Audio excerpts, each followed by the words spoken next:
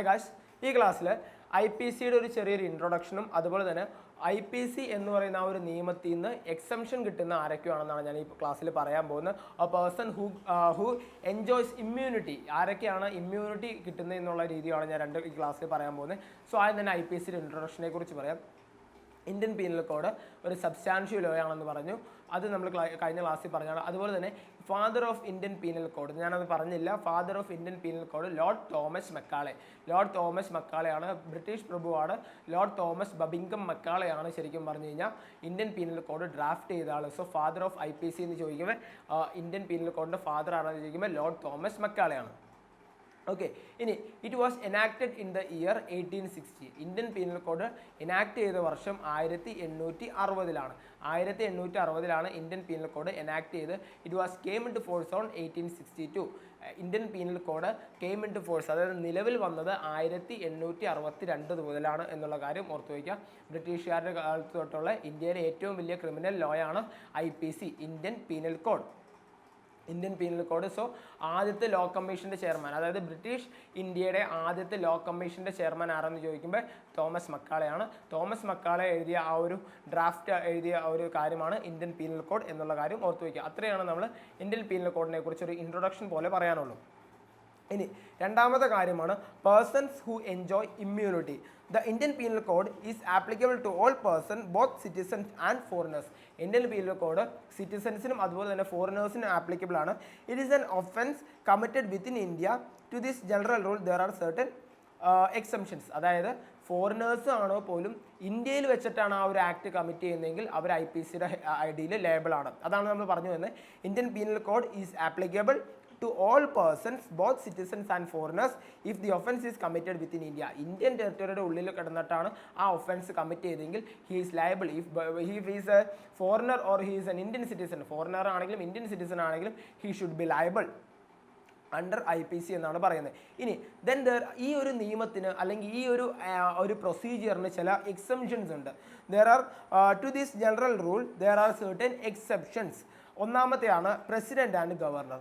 പ്രസിഡന്റും ഇന്ത്യൻ പ്രസിഡന്റും governor, the president of India and the governors of a state are exempt from the jurisdiction of all courts under 361 of Indian Constitution. Article 361 പറഞ്ഞിരിക്കുന്ന ആ ഒരു special immunity power അനുസരിച്ച് പ്രസിഡന്റും അതുപോലെ തന്നെ president and governor cannot be എന്താ പറയുക president and governor are exempt from the jurisdiction of all courts. Criminal കോടതിയുടെ എല്ലാ പ്രൊസീജിയറിൽ നിന്നും അവർ എക്സംപ്റ്റഡ് ആണ് എന്നുള്ള by article 361 361 of Indian constitution.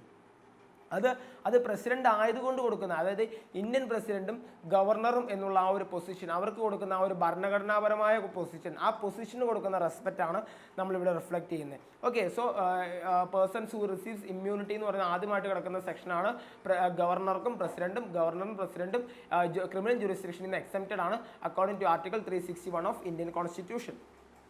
ഇനി രണ്ടാമത്തെ എക്സംഷൻ വരുന്നതാണ് ഫോറിൻ സോവറിൻസ്. അതായത് വേറൊരു രാജ്യത്തെ പരമപ്രധാനമായ അധികാരികൾക്ക് അതൊരു എക്സംഷൻ കൊടുക്കുന്നത്.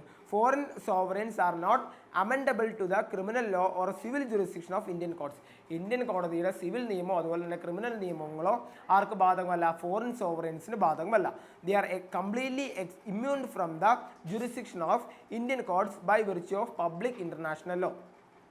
പബ്ലിക് ഇൻ്റർനാഷണൽ ലോയുടെ ആ ഒരു കീഴിൽ വരുന്നത് കൊണ്ട് എന്താണ് ഫോറിൻ സോവറിൻസും അതുപോലെ foreign sovereigns are not amenable to Indian courts. ഇന്ത്യനിലെ ഒരു സിവിൽ നിയമമോ അല്ലെങ്കിൽ ഒരു ക്രിമിനൽ നിയമമോ ഇപ്പോൾ നമ്മൾ പറയുകയാണെങ്കിൽ ഫോറിൻ സോവറിൻ ആയിട്ടുള്ള ഒരാൾ, ഇപ്പോൾ റഷ്യയുടെ ഒരു പ്രസിഡന്റ് ഇവിടെ ഇന്ത്യയിൽ വരുവാണെന്ന് വെച്ചോ, അദ്ദേഹത്തിന് ഒരു തരത്തിലും നമുക്ക് ഇന്ത്യൻ നിയമത്തിൻ്റെ അടിയിൽ കൊണ്ടുവരാൻ, ഇന്ത്യൻ പീനൽ കോഡിൻ്റെ നിയമത്തിൻ്റെ അടിയിൽ കൊണ്ടുവരാൻ പറ്റില്ല.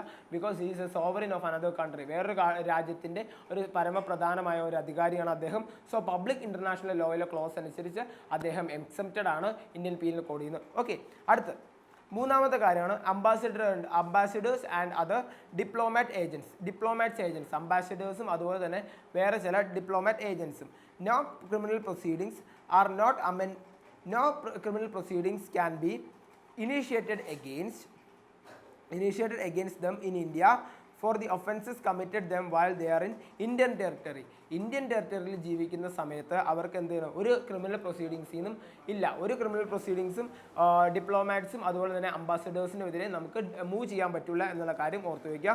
No criminal proceedings can be initiated against them in India for any offences committed them while they are staying in Indian territory. അവർ ഇന്ത്യൻ ടെറിട്ടറിയിൽ നിൽക്കുന്ന സമയത്ത് അവർക്ക് ഒരു തരത്തിലുള്ള ഒഫൻസസും അവർക്കെതിരെ നമുക്ക് ചാർത്തി കൊടുക്കാൻ പറ്റില്ല. അടുത്ത നാലാമത്തെ ഒരു ഗ്രൂപ്പാണ് foreign army. The armies of a foreign state are exempted from the jurisdiction of Indian courts and when they are within the territory of India. അവർ ഇന്ത്യൻ ടെറിട്ടറിയിലാണെങ്കിൽ പോലും ഫോറിൻ ആർമി ആണെങ്കിൽ അവർക്ക് എന്ത് ചെയ്യാനോ ഇന്ത്യൻ കോർട്ട് അല്ലെങ്കിൽ ഇന്ത്യൻ പീനൽ കോഡ് അനുസരിച്ച് അവർക്ക് ശിക്ഷ കൊടുക്കാൻ പറ്റില്ല. സോ ഇത്രയും ആൾക്കാരാണ് എക്സംഷൻ വരുന്നത്. ഒന്നാമത്തെ ആൾക്കാർ പ്രസിഡന്റ് ആൻഡ് ഗവർണർ, രണ്ടാമത്തെ ഫോറിൻ സോവറിൻസ് ആ എക്സംഷൻ കിട്ടുന്നത് പബ്ലിക് ഇന്റർനാഷണൽ ലോ വഴിയാണ്. മൂന്നാമത്തെ ആൾക്കാരാണ് ambassadors and other diplomat agents. നാലാമത്തെ ഫോറിൻ ആർമി. ഓക്കെ, ഇത്രയും ആൾക്കാരാണ് പേഴ്സൺസ് ഹു റിസീവ്സ് ഇമ്മ്യൂണിറ്റി എന്ന് പറയുന്ന ഇന്ത്യൻ പീനൽ കോഡിൻ്റെ ഒരു എക്സംഷൻ വരുന്ന ഇത്രയും ആൾക്കാരിലാണ്. Okay, thank you.